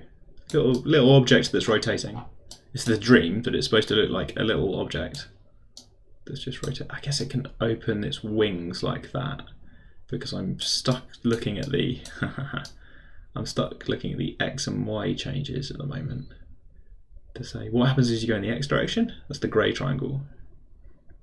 What happens if you go in the y direction? Those things can be quite different. So that's not set at a right angle at the moment because these coordinates have nothing to do with the surface, do they? They can even line up. We're still at RFL. I think we've got a little object that's right angles. Can I just? It's really annoying me how is it? Yeah, there we go. Let's turn it this way. It's really annoying me. How do I make it go the other way up? Why will it refuse to go the other way up? There's got to be some combination of parameters where it's pointing upwards, right? No? Let's put a minus sign on, fine. Oh, I had square roots in, so maybe I'm cursed to always be the other way up. You know. Okay, yeah, that looks like it's normal to the surface. Something like this. I now wish that I had things where instead of using, so my blue thing is aligned with the y-axis like this. Or is it? No. I don't know what I've done anymore. Something about this is lined up with the y-axis. The two sides of the blue triangle that lie in the green plane are currently lined up with the y-axis. The two sides of the grey triangle that line up with the plane are in the x direction, which is sort of what I wanted. There you go, lining up.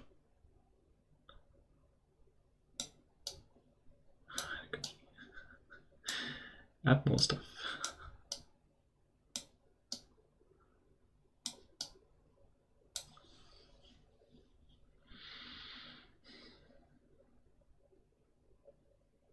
The trick here is that what we would like is actually for A and B to be complicated functions to do with the surface, and we'd like to plot this for lots of values so that we get lots of these spread across the surface, visualizing its kind of derivative, looking in the x direction and the y direction for the rate of change. That's going to be the killer.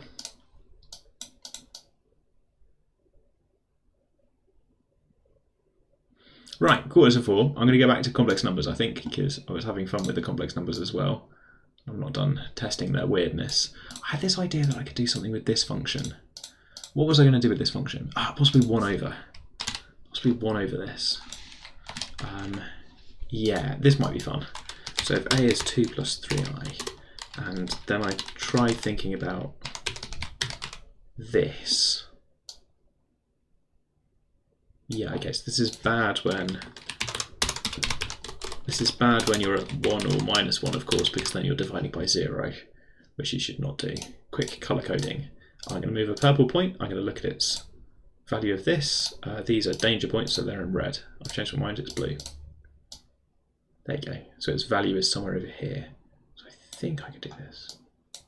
What were you thinking when you made the tea? It was not a hairy tortoise's spoon I was making tea. What was I thinking when I made tea? Yeah, okay, so it's something like this. You go through here and you don't end up where you started or something. Yeah, but it's put branch cuts over here, so it's kind of clear that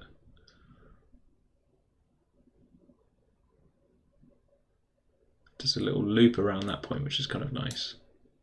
Yeah, going for a tea break usually gives me ideas.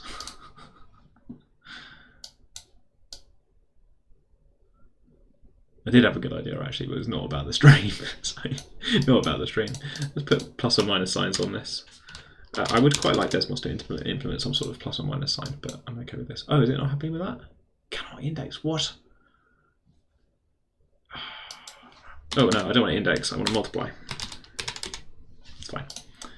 It's kind of pair of numbers, but using more interesting functions. So then, instead of just being square root, we've got this kind of behavior where they rotate like this in the sensible way. So that one starts up there. I can just do larger points because I'm trying to show you a dance of some points, right? Let's make these larger. You've got these kind of dangerous points, which you should not go near, because going near these makes the value very, very large, off to infinity.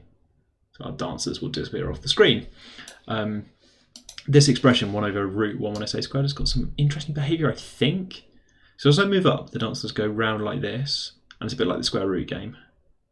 Only I think they go all the way round now, which is a bit more like normal, that as I go round, the blue dots do a full circle at the same time that I'm doing a full circle, which is something like a squared square rooted is roughly the same thing as a. So if you're far away, then these just behave like 1 over a or something nice. But I think something interesting happens if you go through the gate. Can't remember what. So they just spin around happily. I think something interesting happens if you go in the gate. Can I remember what? So dancing around like normal, and then if you go through here,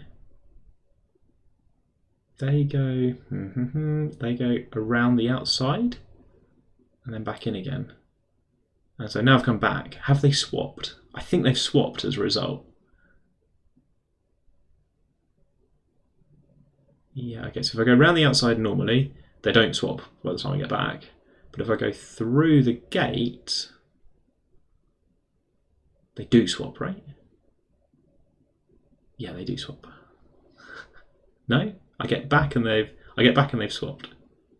Yeah, I think we've got there. That's them swapping. I'm watching it on the side monitor. Yeah, they swap. It's really hard to follow them.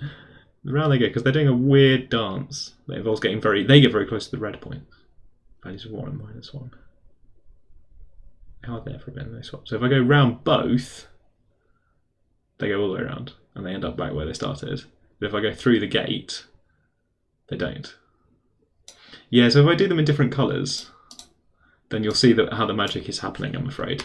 Which is, if I have 2 of them in different colours, then the swapping is less convincing, right? And also you notice some sort of weird double swapping going on. So they end up with orange at the top. If I have them in different colours, you can see that there's sometimes, due to the way that square roots work in Desmos, square roots should have to work, that they're also doing quite a lot of weird swaps around here. If you like. So the gimmick's not going to work, but we can count how many times they flip if you prefer. So if I go through here, pretty much show you them not changing, everything's fine. Until I get round to this bit when they do 1 flip, which is then really hard to explain because then they sort of did 1 flip and changed back again. The kind of colour switching is slightly separate from the topology of where the roots are. It's kind of disappointing really, like cross this and they flip backwards and forwards. That's kind of not the story that I'm telling, where moving backwards and forwards over this line. The points are switching, but not really. So if I go into hiding these both by making them both blue, then I can tell this story about how, as I go round, the dancers inside end up back where they started, in this case, Secretly, they've done 2 switches or something. If I go around here, then they end up in opposite places. Now, Desmos, if you follow the colours, will do 2 switches. Oh, no, sorry, 1 switch to make them end up back where they started, because obviously the game here is when they end up back where they started, Desmos is doing the same calculations that it was before, so they can't really switch. If you show the colours, then there has to be a jump discontinuity, because at this point Desmos is doing the same calculations it was a moment ago. The idea is that I'm trying to get Desmos to explore to say, wouldn't it be nice if we followed this round and they ended up, the natural thing would be for them to have changed places now, like how with the square root machine, as you go all the way round, it jumps, but if you show both, then you say, well, really, they're just, you're swapping them and changing which one's your preferred one, which one to show, if you show singularly just the value of this function. Changing which one to show with some arbitrary jumps over here and over here, but wouldn't it be nicer if you had both and you treated them equally rather than separately? Wouldn't that be nice? Because then you could have the 2 moving continuously, no weird jumps. This is some weird object where I have to go round the danger points, right? But there's some non-trivial topology because I can go around the danger points in different ways. Anyway, I haven't quite worked out what the demo is supposed to be, but there's something going on here that I should go and explore properly and then turn it back into one of these. It's like a teleportation. It's supposed to be like a portal, right? They're sort of swapping like twins in that movie about twins. But also they're sort of the purple point's going through a doorway between these 2 red points. If you have 2 danger points, you can go between them, and that's the difference. That in some sense this is detecting.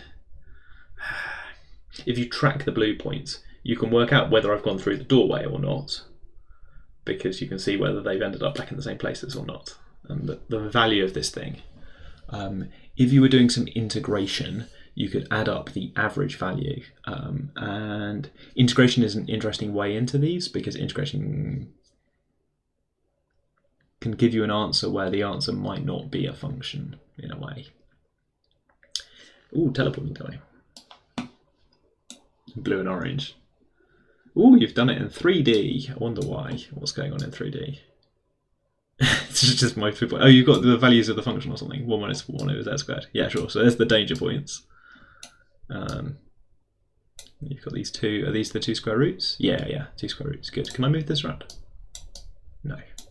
However, I can change the sliders A and B to do the dance in 3D. Are they on the surface now? Yeah, nice. So they come around here, then they just dance around. But if I go into, oh, they go and do something weird in there, don't they? And then they come back out again. So the 2 things on teleporting and changing, they're just sort of getting really close to these gravity wells. Yeah, okay, good demo, I like it. What was this? Right, good. We're getting close to 4 o'clock, which is, unfortunately, what I have to say is the end of this. What do you want the domain colouring feature to do? So, I sort of know what you mean, but go on. Give us more details about what you want. Can we code it up in a stupid way in Desmos at the moment? Yeah. Colouring in things. I would quite like to do pictures about. I saw someone on the internet saying that they'd made a kind of Mandelbrot set before Desmos had complex numbers. I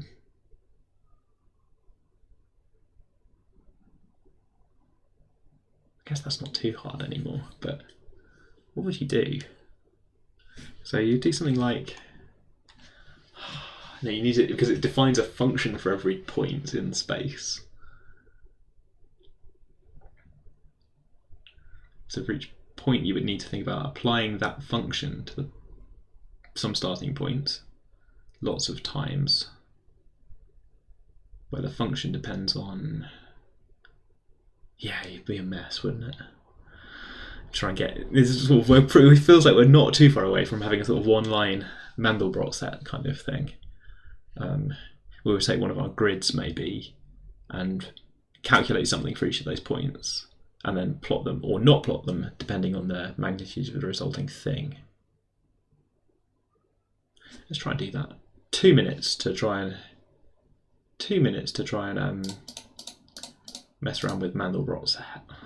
What is this going to be? How does the Mandelbrot set work? Is it something like you have a starting point? That's not one of them. That might be. That one probably is, because it's probably inside the main bulb. What are you supposed to do? So you're supposed to start for some value of C and ask whether it stays bounded? Maybe? No. Something like that. Point called C in the complex plane, and let's see 1bc squared plus C. It's got so many Z's and C's in the song. Z squared plus C. So I should go, maybe I'll go f of z is z squared plus C for this thing. And what I care about is like f of f of f of f of f of f of f of 0, which might be bounded, or it might be really large. So maybe I could plot.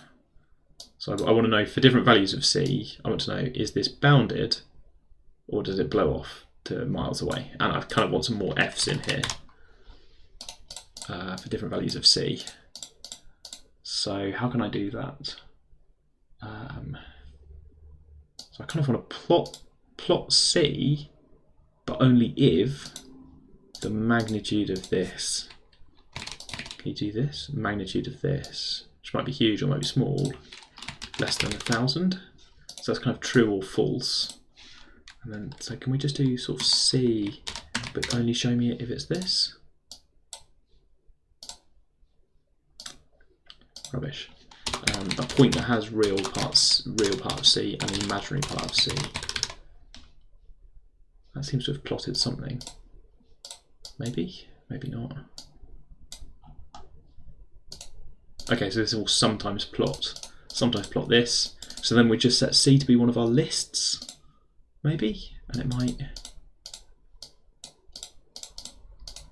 Dubious. Let's set C to be one of our lists and see if we can do this on 2 points at once. Can you have a list of complex numbers? Probably. I think we've had one of those before. 2-element list, and it's plotted one of them. Problematically, it hasn't plotted that one.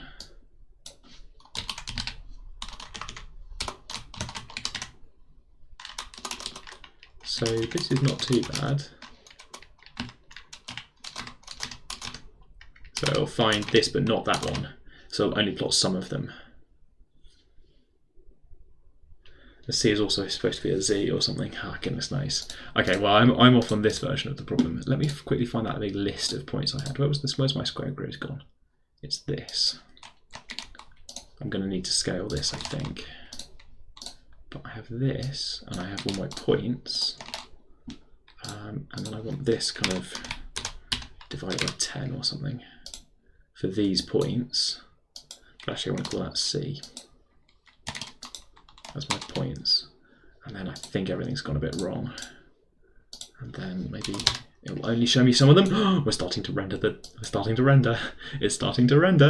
Some of these points are working and some of them are not. Let's change this parameter to 2. Okay, I actually think this might work.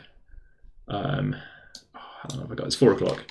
Let's just quickly up the resolution of this picture and see if it does anything fun at all. Just see if we can just push it a tiny bit, because we're nowhere near pushing it, I think. So we have this kind of like maximum number, which is currently set to 10. And that's the kind of maximum number that appears here and not here, and here, and here, and kind of here, and kind of. Oh, thank you for the keyboard shortcuts. I'm doing my best. Kind of here and kind of here as well. So then if I turn that up to 20, it will give me quite a lot of points. Not that many, because I still have this thing. This should be something like a max squared. We're replacing the tens. So this gives me something going on. So a little bit Mandelbrot set-ish. And then hopefully we can just sort of boost this to find... I don't really know what I've done, but maybe this is a set. It's trying its hardest, isn't it, Bless, to do something. Let's make the scale slightly larger. So I can sort of change this to explore different regions. I don't think that's that bad, actually.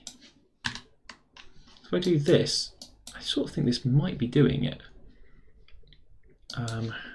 Maybe I'm insane, but it's not really getting that circular shape, is it? But it's doing something.